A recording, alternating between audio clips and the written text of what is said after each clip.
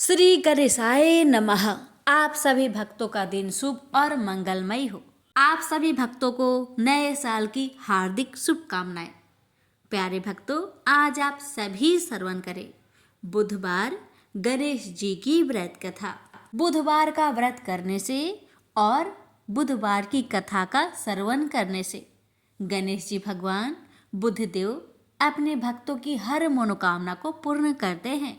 इसलिए आज के दिन व्रत रखकर इन कथाओं का श्रवण अवश्य करें। अगर व्रत नहीं भी रखते तो भी गणेश जी की कृपा पाने के लिए इस कथा को पूरा अवश्य सुनिएगा। हे गणेश जी महाराज, आपकी इस कथा को जो भी भक्त श्रद्धा पूर्वक श्रवण करे उस भक्त की हर मनोकामना को पूर्ण करे। जय श्री गणेश। आइए श्रवण करें यह कथा।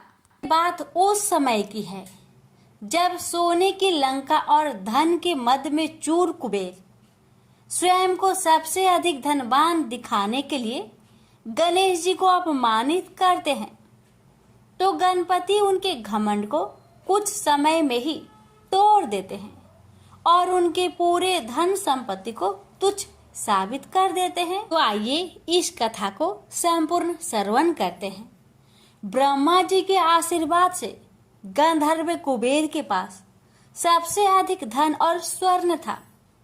इसके प्रदर्शन के लिए उन्होंने सोने की लंका बनवाई, जिसके बाद में उनके सौतेले भाई रावण ने हड़प लिया था।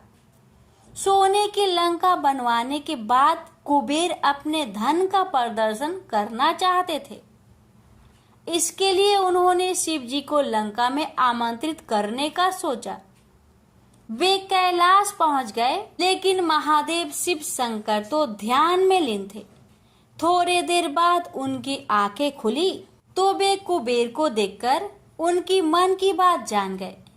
कुबेर ने महादेव को प्रणाम किया और सोने की लंका में भोजन के लिए आमंत्रित किया। भगवान शिव ने कहा कि वे तो नहीं जा पाएंगे, लेकिन उनके छोटे पुत्र गणेश जी जरूर जाएंगे। कुबेर ने तय तिथि पर विभिन्न प्रकार के भोजन बनवाए। उधर गणेश जी भी मूषक पर सवार होकर लंका पहुंच गए। कुबेर को लगा कि सोने की लंका और धन संपदा देखकर गणेश जी बहुत प्रभावित होंगे और कैलाश पर इसका चर्चा करेंगे। कुबेर ने गणेश जी का सत्कार किया, फिर लंका भ्रमण का प्रस्ताव रखा। तो गणेश जी ने कहा कि वे तो यहाँ भोजन के निमंत्रण पर आए हैं, न कि लंका भ्रमण के लिए। उन्होंने कुबेर से कहा कि आप भोजन का प्रबंध करें। कुबेर ने तुरंत भोजन लगवाया और गणेश जी आसन पर विराजमान हो गए। गणेश जी को भोजन अति प्रिय है। वे जब तक माता पार्वती के हाथों एक निवाला नहीं खाते तब तक उनका पेट नहीं भरता। कुबेर ने गणेश जी के समक्ष 56 प्रकार के व्यंजन परोसे। गणेश जी पल भर में सारा भोजन चट कर गए। कुबेर ने अपनी सभी रसोइयों को खाना बनाने और खिलाने पर लगा दिया। एक और खाना आता और पल भर में गणेश जी सारा खाना खा जाते। देखते ही देखते थोड़े समय में गणेश जी कुबेर के महल का सारा भोजन और अन्न खा गए। कुछ कथाओं में तो ये भी बताया गया है कि गणेश जी इतने भूखे थे कि वे कुबेर के स्वर्ण भंडार को भी खा गए। अंत में कुबेर हाथ जोड़कर गणपति के सामने खड़े हो गए और बोले कि अब उनके पास खिलाने के लिए कुछ भी शेष नहीं है। इस पर गणेश जी ने कहा कि इतना धन किस काम का, अब आप उनको भोजन ही ना करा सके। इस बात को सुनकर कुबेर बहुत लज्जित हो गए। यह सारा दृश्य देखकर त्रिदेव मुस्कुराने लगे और गणेश जी कैलाश लौट आए। इस तरह से गणेश जी ने कुबेर के घमंड को चूर कर दिया। तो प्रेम से बोलिए गणेश महाराज की जय हो। समतापुर नगर में मधुसूदन नामक एक व्यक्ति रहता था। वह बहुत धनवान था। मधुसूदन का विवाह बलरामपुर नगर की सुंदर लड़की संगीता से हुआ था। एक बार मधुसूदन अपनी पत्नी को लेने बुधवार के दिन बलरामपुर गया। मधुसूदन ने पत्नी की माता पिता से संगीता को विदा कराने के लिए कहा। माता पिता बोले, बेटा आज बुधवार है, बुधवार को किसी भी शुभ कार्य के लिए यात्रा नहीं करते। लेकिन मधुसूदन नहीं माना। उसने ऐसी शुभ अशुभ की बात को न मानने की बात कही। दोनों ने बैलगाड़ी से यात्रा प्रारंभ की। 2 कोस की यात्रा के बाद उसकी गाड़ी का एक पहिया टूट गया। वहां से दोनों ने पैदल ही यात्रा शुरू की। रास्ते में संगीता को प्यास लगी। मधुसूदन उसे एक पेड़ के नीचे बैठाकर जल लेने चला गया। थोड़ी देर बाद जब मधुसूदन कहीं से जल लेकर वापस आया तो वह बुरी तरह हैरान उठा, क्योंकि उसकी पत्नी के पास उसी की शकल सूरत का एक दूसरा व्यक्ति बैठा था। संगीता भी मधुसूदन को देखकर हैरान रह गई। वह दोनों में कोई अंतर नहीं कर पाई। मधुसूदन ने उस व्यक्ति से पूछा, तुम कौन हो और मेरी पत्नी के पास क्यों बैठे हो? मधुसूदन की बात सुनकर उस व्यक्ति ने कहा, अरे भाई, यह मेरी पत्नी संगीता है। मैं अपनी पत्नी को ससुराल से विदा कराकर लाया हूँ। लेकिन तुम कौन हो जो मुझसे ऐसा प्रश्न कर रहे हो? मधुसूदन ने कहा, तुम जरूर कोई चोर या ठग हो। यह मेरी पत्नी संगीता है। मैं इसे पेड़ के नीचे बैठाकर जल लेने गया था। इस पर उस व्यक्ति ने कहा, अरे भाई, झूठ तो तुम बोल रहे हो। संगीता को प्यास लगने पर जल लेने तो मैं गया था। मैंने तो जल लाकर अपनी पत्नी को पिला भी दिया। अब तुम चुपचाप यहाँ से चलते बनो, नहीं तो किसी सिपाही को बुलवाकर तुम्हें पकड़वा दूंगा। दोनों एक दूसरे से लड़ने लगे। उन्हें लड़ते देख बहुत से लोग वहां एकत्र हो गए। नगर के कुछ सिपाही भी वहां आ गए। सिपाही उन दोनों को पकड़कर राजा के पास ले गए। सारी कहानी सुनकर राजा भी कोई निर्णय नहीं कर पाया। संगीता भी उन दोनों में से अपने वास्तविक पति को नहीं पहचान पा रही थी। राजा ने दोनों को कारागार में डाल देने के लिए कहा। राजा के फैसले पर असली मधुसूदन भयभीत हो उठा। तभी आकाशवाणी हुई, मधुसूदन, तूने संगीता के माता पिता की बात नहीं मानी और बुधवार के दिन अपनी ससुराल से प्रस्थान किया। यह सब भगवान बुद्ध देव के प्रकोप से हो रहा है। मधुसूदन ने भगवान बुद्ध देव से प्रार्थना की कि हे भगवान बुद्ध देव, मुझे क्षमा कर दीजिए। मुझसे बहुत बड़ी गलती हुई। भविष्य में अब कभी बुधवार के दिन यात्रा नहीं करूंगा और सदैव बुधवार को आपका व्रत किया करूंगा। मधुसूदन के प्रार्थना करने से भगवान बुद्ध देव ने उसे क्षमा कर दिया। तभी दूसरा व्यक्ति राजा के सामने से गायब हो गया। राजा और दूसरे लोग इस चमत्कार को देख हैरान हो गए। भगवान बुद्ध देव की इस अनुकंपा से राजा ने मधुसूदन और उसकी पत्नी को सम्मानपूर्वक विदा किया। कुछ दूर चलने पर रास्ते में उन्हें बैलगाड़ी मिल गई। बैलगाड़ी का टूटा हुआ पहिया भी जुड़ा हुआ था। दोनों उसमें बैठकर समतापुर की ओर चल दिए। मधुसूदन और उसकी पत्नी संगीता दोनों बुधवार को व्रत करते हुए आनंद पूर्वक जीवन यापन करने लगे। इस तरह भगवान बुद्ध देव की कृपा से उनके यहाँ खुशियाँ बरसने लगी। इस तरह जो स्त्री पुरुष विधिवत बुधवार का व्रत करके व्रत कथा सुनते हैं, भगवान बुद्ध देव उनके सभी कष्ट को दूर करते हैं। प्रेम से बोलिए बुद्ध देव की जय। एक गांव था जिसमें एक सेठ जी अपने परिवार के साथ रहते थे। सेठ जी का गांव के पास के ही शहर में बड़ा व्यापार था। सेठ जी गणेश जी की पूजा श्रद्धा एवं विश्वास से करते थे, जिससे सेठ जी के घर में अन्न धन के भंडार सदैव ही भरे रहते थे। उनके जीवन में किसी भी प्रकार की कोई कमी नहीं थी। नित्य प्रतिदिन नियम अनुसार रोज वो नदी पर नहाने जाते और आकर गणेश जी का पूजन करते, उन्हें भोग लगाते और फिर स्वयं भोजन करते थे। यह बात सेठानी जी को अच्छी नहीं लगती थी। वो धार्मिक नहीं थी और ईश्वर में इतना विश्वास नहीं रखती थी। एक बार सेठानी जी ने सोचा कि यह इतना गणेश जी को मानते हैं, गणेश जी की पूजा करते हैं, इससे होता क्या है? आज तो देखती हूँ वो कैसे गणेश जी की पूजा करते हैं। अगले दिन जब सेठ जी नदी पर नहाने जाते हैं तो सेठानी जी गणेश जी की मूर्ति को उठाकर, मूर्ति को कपड़े से ढककर बगीचे में जमीन में दबा देती है।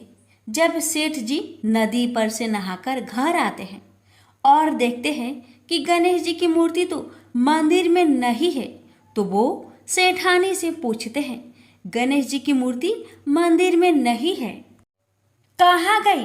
तो सेठानी जी बोलती है, मुझे नहीं मालूम, मूर्ति को घर में बहुत ढूंढाते हैं।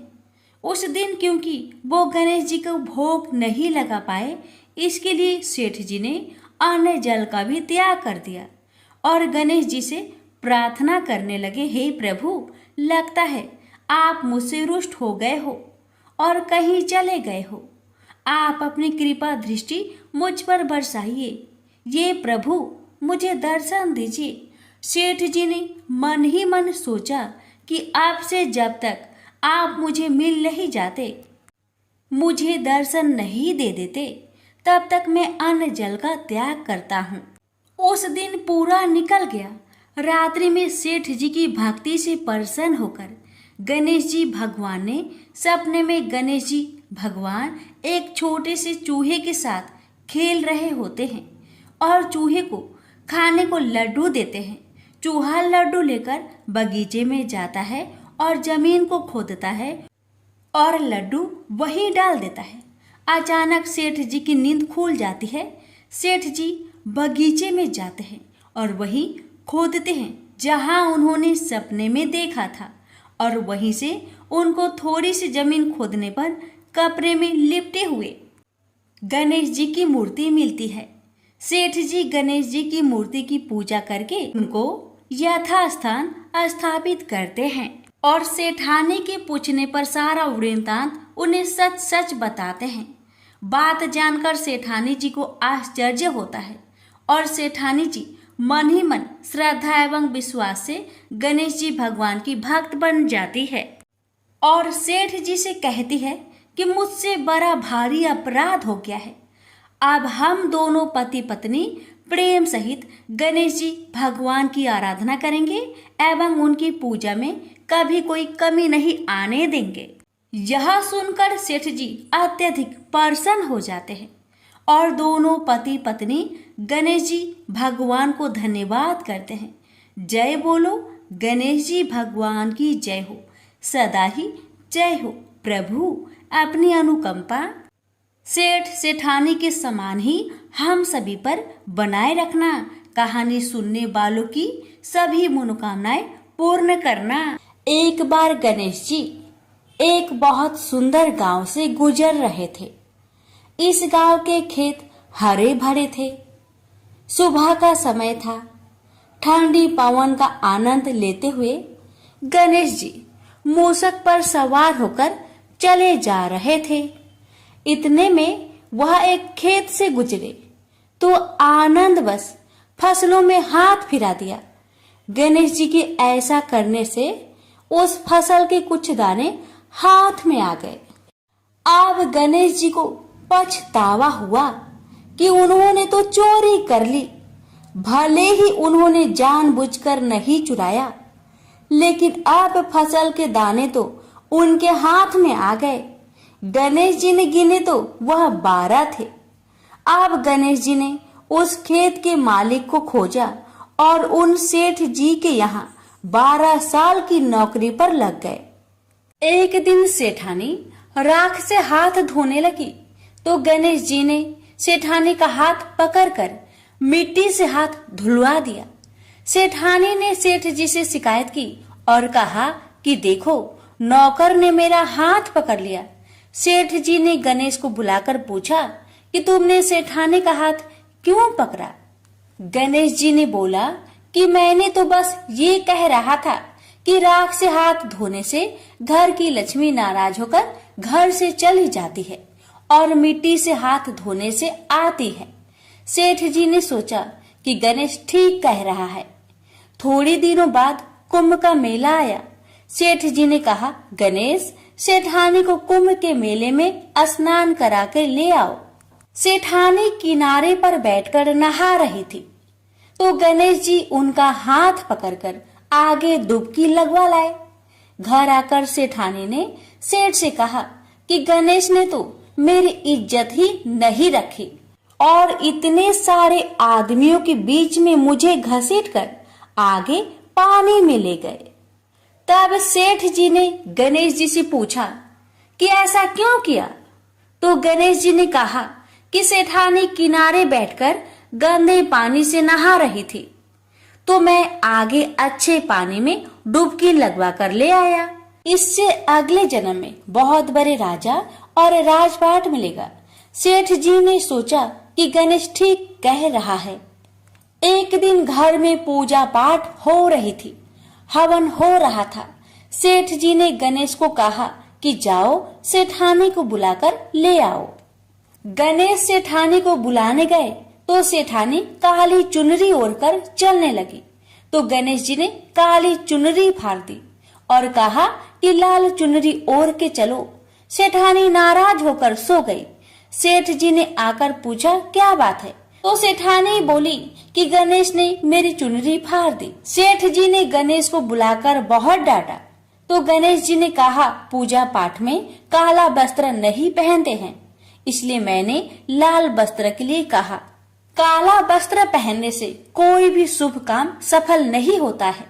फिर सेठ जी ने सोचा कि गणेश है तो समझदार। एक दिन सेठ जी पूजा करने लगे तो पंडित जी ने बोला कि वो गणेश जी की मूर्ति लाना भूल गए, अब क्या करें? तो गणेश जी ने बोला कि मेरी को ही मूर्ति बनाकर विराजमान कर लो, आपके सारे काम सफल हो जाएंगे। यह बात सुनकर सेठ जी को भी बहुत गुस्सा आया और वे बोले कि तुम तो अब तक सेठानी से ही मजाक करते थे, मेरे से भी करने लगे। तो गणेश जी ने कहा, मैं मजाक नहीं कर रहा हूँ, मैं सच बात कह रहा हूँ। इतने में ही गणेश जी ने गणेश जी का रूप धारण कर लिया और सेठ और सेठानी ने ही गणेश जी की पूजा की। पूजा खत्म होते ही गणेश जी अंतर ध्यान हो गए। सेठ सेठानी को बहुत धोखा हुआ और उन्होंने कहा कि हमारे पास तो गणेश जी रहते थे और हमने उनसे इतना काम करवाया। तो गणेश जी ने सपने में आकर सेठ जी को कहा कि आपके खेत में से मैंने 12 अनाज के दाने तोड़ लिए थे, उसी का दोष उतारने के लिए मैंने आपके यहाँ काम किया था। सेठ जी की करोड़ों की माया हो गई। हे गणेश जी महाराज, जैसा सेठानी को दिया वैसा सबको देना, कहते को सुनते को और सारे परिवार को दे देना। जय श्री गणेश जी। एक बार पथवारी माता पाल और विनायक जी में झगड़ा हो गया। सब आपस में स्वयं को बड़ा बताने लगे। इतने में एक ब्राह्मण का लड़का आया। पाल पथवारी गजानन जी ने उसे रोका और कहा, लड़के रुक जा और हमारा न्याय कर। लड़का बोला, मैं कल वापस आऊंगा तब न्याय करूंगा। घर आकर लड़के ने माँ से कहा, माँ मुझे कल पाल पथवारी माता विनायक जी का न्याय चुकाना है। तो माँ ने कहा, बेटा सबको बड़ा बता देना। दूसरे दिन लड़का वहाँ गया और बोला, पाल माता आप बड़ी हो, क्योंकि हर व्यक्ति आता है और स्नान ध्यान करके शुद्ध होकर जाता है और आप सबकी रक्षा करती हैं। हे पथवारी माता आप सबसे बड़ी हो, क्योंकि कितने भी तीर्थ धर्म ध्यान कर ले पर आपकी पूजा किए बिना उनका कार्य पूर्ण नहीं होता। आप जीवित को भी तारती हैं और मरने के बाद भी उद्धार करती है। पथवारी माता पथ की धारिणी, इसलिए आप बड़ी हो। अब विनायक जी से लड़का बोला, सबसे पहले शुभ काम में आपको ही मनाया जाता है। आपको ध्याये बिना कोई काम सिद्ध नहीं होता, इसलिए आप बड़े हो। पाल माता, पथवाड़ी माता, विनायक जी भगवान लड़के की चतुराई से प्रसन्न हो गए और बोले, लड़के, तुमने तो हम सबको बड़ा कर दिया, उसको सुखी रहने का आशीर्वाद दिया और जौ के दाने उसके अंगोछे में डाल दिया। लड़का सोचने लगा, ये तो घाटे का सौदा रहा। सारा दिन खराब कर न्याय किया और इतने से जौ मिले। उदास मन से घर आकर अंगोछा एक कोने में डाल दिया। माँ ने अंगोछा उठाया तो उसमें से हीरे मोती बिखर गए। तो माँ बोली, बेटा न्याय करके क्या लाया है? लड़का बोला, माँ कोने में जो पड़ा है देख लो। वहाँ गई, देखा हीरे मोती का ढेर लगा है, हीरे मोती जगमगा रहे हैं। माँ अत्यधिक प्रसन्न हो गई। माँ ने बेटे को बुलाया और कहा, बेटा आज तो पाल माता, पथवाड़ी माता, विनायक जी भगवान आज तो हम पर प्रसन्न हुए हैं। माँ बेटे बहुत प्रसन्न हुए। हे भगवान, जैसा पाल माता, पथवाड़ी माता, विनायक जी भगवान ने लड़के को दिया वैसे सबको देना। कहानी कहने सुनने हुक्कर भरने वालों को सुख समृद्धि धन्य धान्य देना। प्रेम से बोलिए, पाल पथवाड़ी विनायक भगवान की जय। एक बार गणेश जी ने पृथ्वी के मनुष्य की परीक्षा लेने का विचार किया। वे अपना रूप बदलकर पृथ्वी पर भ्रमण करने लगे। उन्होंने एक बालक का रूप बना लिया। एक हाथ में एक चम्मच में दूध ले लिया और दूसरे हाथ में एक चुटकी चावल ले लिए और गली गली घूमने लगे। साथ ही साथ आवाज लगाते चल रहे थे, कोई मेरे लिए खीर बना दे, कोई मेरे लिए खीर बना दे। कोई भी उन पर ध्यान नहीं दे रहा था, बल्कि लोग उन पर हंस रहे थे। वे लगातार एक गांव के बाद दूसरे गांव इसी तरह चक्कर लगाते हुए पुकारते रहे, पर कोई खीर बनाने के लिए तैयार नहीं था। सुबह से शाम हो गई, गणेश जी लगातार घूमते रहे। एक बुढ़िया थी, शाम के वक्त अपनी झोपड़ी के बाहर बैठी हुई थी। तभी गणेश जी वहां से पुकारते हुए निकले, कोई मेरी खीर बना दे, कोई मेरी खीर बना दे। बुढ़िया बहुत कोमल हृदय वाली स्त्री थी। उसने कहा, बेटा मैं तेरी खीर बना देती हूँ। गणेश जी ने कहा, माई अपने घर में से दूध और चावल लेने के लिए बर्तन ले आओ। बुढ़िया एक कटोरी लेकर जब झोपड़ी के बाहर आई तो गणेश जी ने कहा, अपने घर का सबसे बड़ा बर्तन लेकर आओ। बुढ़िया को थोड़ी झुलझुलाहट हुई, पर उसने कहा, चलो बच्चे का मन रख लेती हूँ, और अंदर जाकर वह अपने घर का सबसे बड़ा पतीला लेकर बाहर आई। गणेश जी ने चम्मच से पतीले में दूध उड़ेलना शुरू किया। तब बुढ़िया के आश्चर्य की सीमा न रही। जब उसने देखा दूध से पूरा पतीला भर गया है, एक के बाद एक वह बर्तन झोपड़ी से बाहर लाती गई और उसमें गणेश जी दूध भरते चले गए। इस तरह से घर के सारे बर्तन दूध से लबालब भर गए। गणेश भगवान ने बुढ़िया से कहा, मैं स्नान करके आता हूँ, तब तक तुम खीर बना लो, मैं वापस आकर खाऊंगा। बुढ़िया ने पूछा, मैं इतनी सारी खीर का क्या करूंगी? इस पर गणपति जी बोले, सारे गांव को दावत दे दो। बुढ़िया ने बड़े प्यार से मन लगाकर खीर बनाई। खीर की भीनी भीनी मीठी मीठी खुशबू चारों दिशाओं में फैल गई। खीर बनाने के बाद वह हर घर में जाकर खीर खाने का न्योता देने लगी। लोग उस पर हंस रहे थे। बुढ़िया के घर में खाने को दाना नहीं और यह सारे गांव को खीर खाने की दावत दे रही है। लोगों को कौतूहल हुआ और खीर की खुशबू से लोग खींचे चले आए। लो, सारा गांव बुढ़िया घर में इकट्ठा हो गया। जब बुढ़िया की बहू को दावत की बात मालूम हुई, तब वह सबसे पहले वहां पहुंच गई। उसने खीर से भरे पतीलों को जब देखा तो उसके मुंह में पानी आ गया। उसे बड़ी जोर से भूख लगी हुई थी। उसने एक कटोरी खीर निकाली और दरवाजे के पीछे बैठकर खाने को तैयार करने लगी। इसी बीच एक छींटा गिर गया और गणपति जी का भोग लग गया और वो प्रसन्न हो गए। अब पूरे गांव को खाने की दावत देकर बुढ़िया वापस अपने घर आई। उसने देखा बालक वापस आ गया था। बुढ़िया ने कहा, बेटा खीर तैयार है, भोग लगा लो। गणपति जी बोले, माँ भोग तो लग चुका है, मेरा पेट पूरी तरह से भर गया है, मैं तृप्त हूँ। अब तू खा, अपने परिवार और गांव वालों को खिला। बुढ़िया ने कहा, यह तो बहुत ज्यादा है, सबका पेट भर जाएगा, इसके बाद भी यह बच जाएगी। उस बची खीर का मैं क्या करूंगी? ईश्वर गणेश जी बोले, उस बची खीर को रात में अपने घर के चारों कोनों में रख देना। और बुढ़िया ने ऐसा ही किया। जब सारा गांव जी भरकर खा चुका, तभी ढेर सारी खीर बच गई। उसने उसके पत्र को अपने घर के चारों तरफ रख दिया। वहां उठकर उसने क्या देखा? पतीले में खीर के स्थान पर हीरे, जवाहरात और मोती भर गए हैं। बहुत खुश हुई।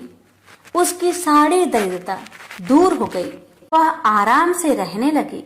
उसने गणपति जी का एक भव्य मंदिर बनवाया और साथ में एक बड़ा सा तालाब भी खुदवाया। इस तरह उसका नाम दूर दूर तक प्रसिद्ध हो गया। उस जगह वार्षिक मेले लगने लगे। लोग गणेश जी की कृपा प्राप्त करने के लिए उस स्थान पर पूजा करने और मान्यताएं मानने के लिए आने लगे। गणेश जी सबकी मनोकामनाएं को पूरी करने लगे। प्रेम से बोलिए गणेश भगवान की जय। एक बार एक नगर में एक मालिन रहती थी। उसके पति चल बसे थे। उसका एक 4 साल का पुत्र था। उसकी सास कठोर हृदय की स्त्री थी। वह बहू को बहुत तकलीफ देती थी। एक दिन सास ने बहू और पोते को घर से निकाल दिया। वे दोनों रोते हुए चलते चलते एक जंगल में जा पहुंचे। वहां एक बड़े पेड़ के नीचे बैठ गए।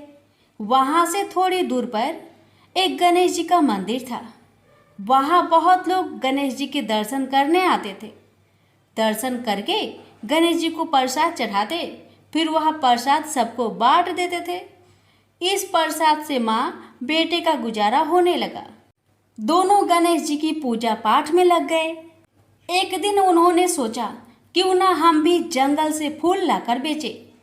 वे रोज जंगल से फूल लाकर उसकी माला बनाकर बेचने लगे। साथ में पूजा की सामग्री और प्रसाद भी बेचने लगे। इससे उनको आमदनी होने लगी। गणेश जी की कृपा से आमदनी बढ़ने लगी। जल्दी ही उन्होंने एक मकान और एक दुकान बना लिया। एक राजा की लड़की मंदिर में रोज पूजा करने आती थी। मालिन के बेटे को देखकर राजकुमारी उस पर मोहित हो गई और उससे विवाह करने की सोचने लगी।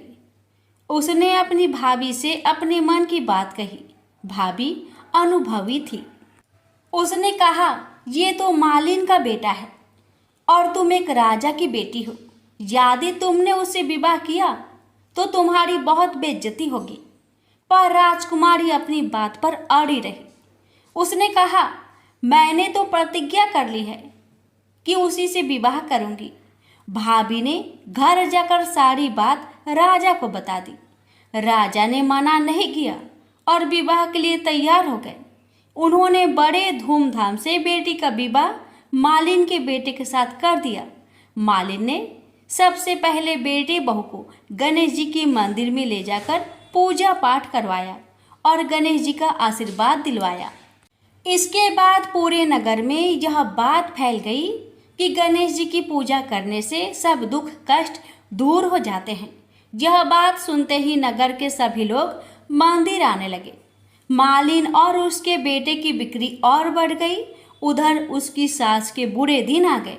अन्नदाता उससे रूठ गई और वह भूखे मरने लगी। एक दिन वह रोती धोती उसी गणेश जी के मंदिर में आ पहुंची। वह मालिन के बेटे से बोली, मैं भूखी हूँ, मुझे रोटी कपड़ा दे देना, इसके बदले मैं तुम्हारे सारे काम कर दूंगी। लड़के को दया आ गई और उसे काम पर रख लिया। उसने अपनी दादी को नहीं पहचाना। जब मालिन घर आई तो उसने सास को पहचान लिया। वह सास से बोली, सासू जी आप यहाँ कैसे? सास ने पोते की तरफ इशारा करके कहा, मेरी इस सेठ के यहाँ नौकरी लग गई है। बहू बोली, यह आपका पोता है और यह घर भी आपका ही है, यह दुकान भी आपका ही है। जब आपने हमें घर से निकाला तब गणेश जी ने हमारी रक्षा की। बहू की बात सुनकर सास बोली, मेरी करनी मैंने भोग ली। बहू बोली, सासू जी अब आप हमारे यहाँ रहो और पोते का सुख देखो। हे गणेश जी महाराज, जैसा सुख आपने मालिन को दिया वैसा ही सुख सबको देना। प्रेम से बोलिए गणेश भगवान की जय।